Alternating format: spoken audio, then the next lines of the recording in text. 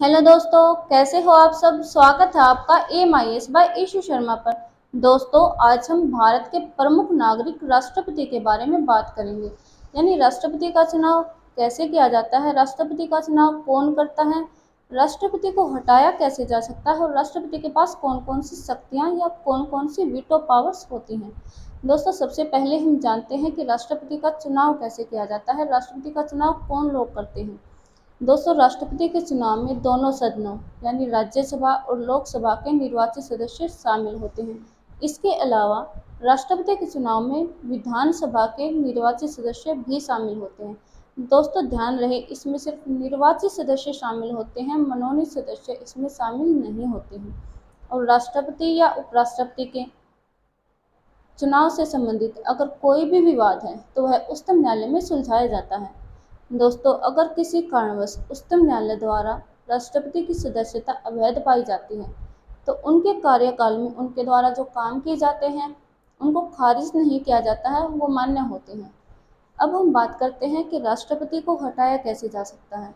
एक तो राष्ट्रपति को महाभियोग चलाकर हम हटा सकते हैं, और दूसरा है अगर राष्ट्रपति किसी स्थिति में अगर कानून का उल्लंघन कर देते हैं तो उस स्थिति में हम किसी एक दल द्वारा अगर लगाए गए आरोप सिद्ध हो जाते हैं तो राष्ट्रपति को 14 दिन का पहले नोटिस देकर महाभियोग चलाकर राष्ट्रपति को हटाया जा सकता है।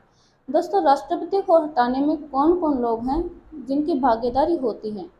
दोस्तों देखो, राष्ट्रपति के चुनाव में तो निर्वाचित सदस्यों की भागीदारी होती है, लेकिन हटाने में निर्वाचित और मनोनीत दोनों ही सदस्य भाग लेते हैं। लेकिन ध्यान रहे, इसमें विधानसभा के सदस्य शामिल नहीं होते हैं। राष्ट्रपति को हटाने में सिर्फ राज्यसभा और लोकसभा के मनोनीत और निर्वाचित सदस्य शामिल होते हैं। अगर आपसे पूछा जाए कि ऐसे कौन से सदस्य हैं जो राष्ट्रपति के चुनाव में तो शामिल होते हैं लेकिन हटाने में उनकी कोई भागीदारी नहीं होती, तो हम कहेंगे कि विधानसभा के निर्वाचित सदस्य। दोस्तों, अब हम बात करते हैं कि राष्ट्रपति के पास कौन कौन सी शक्तियाँ होती हैं। दोस्तों, राष्ट्रपति किसी भी सबसे पहले तो वो प्रधानमंत्री की नियुक्ति करते हैं और प्रधानमंत्री की सहायता से वो अन्य मंत्रियों की नियुक्ति करते हैं। इसके अलावा वो महान्यायवादी की भी नियुक्ति करते हैं। एक और चीज़ है कि राष्ट्रपति किसी भी क्षेत्र को, किसी भी इलाके को, किसी भी क्षेत्र को अपनी मर्जी से अनुसूचित घोषित कर सकते हैं, और वो अपनी मर्जी से संसद के लिए लोक कला, विज्ञान, साहित्य या समाज सेवा या अपने सगे संबंधियों में से 12 सदस्यों को संसद के लिए मनोनीत करते हैं। और दोस्तों, राष्ट्रपति के पास बहुत सी वीटो शक्तियाँ भी होती हैं। वीटो शक्तियाँ क्या होती हैं, यानी ऐसी शक्तियाँ जिनके माध्यम से वो किसी भी कार्य को रोक सकते हैं। किस कार्य को रोक सकते हैं, वो रोक लगा सकते हैं, किस किस कार्य पर रोक लगा सकते हैं। जैसे कि कोई भी विधेयक, पहली बात तो कोई भी विधेयक कानून तब बनता है जब राष्ट्रपति उस पर अपनी सहमति देते हैं।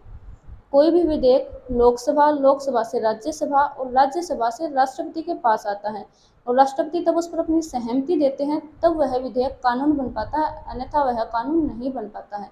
यानी कोई भी कानून तभी बनता है तब राष्ट्रपति उस पर अपनी सहमति देते हैं। राष्ट्रपति की सहमति से ही सभी कानून बनाए जाते हैं। दोस्तों, इसके अलावा विधेयक के वो 3 काम, मान लो उनके पास विधेयक आया, विधेयक भेजा जाता है, राज्यसभा से उनके पास विधेयक आता है, तो क्या करते हैं, या तो उस पर अपनी सहमति देते हैं, चलो सहमति दे दी और उसको कानून बना दिया जाए, या फिर वो उस विधेयक को अपने पास रख लेते हैं आगामी समय के लिए। यानी आगे इस पर कभी चर्चा करेंगे, अभी उनका इस पर कोई विचार नहीं है कि इसको विधेयक बनाना है, सहमति देनी नहीं देनी है, ऐसा उनको कोई विचार नहीं। वो बस अपने पास रख लेते हैं विधेयक को, उस पर अपनी हाँ ना मतलब मंजूरी भी नहीं देते हैं और मना भी नहीं करते, बस अपने पास रख लेते हैं। तीसरा वो करते हैं कि उस विधेयक को पुनर्विचार के लिए राज्यसभा के पास भेज देते हैं। यानी इसके पास भाई ये इसमें कमियां हैं तो इनको आप दूर कीजिए, और फिर दोबारा से वो राष्ट्रपति के पास आता है सहमति के लिए, उनकी मंजूरी के लिए, तब राष्ट्रपति उस पर मंजूरी देते हैं और तब कोई विधेयक कानून बन पाता है। थैंक यू दोस्तों।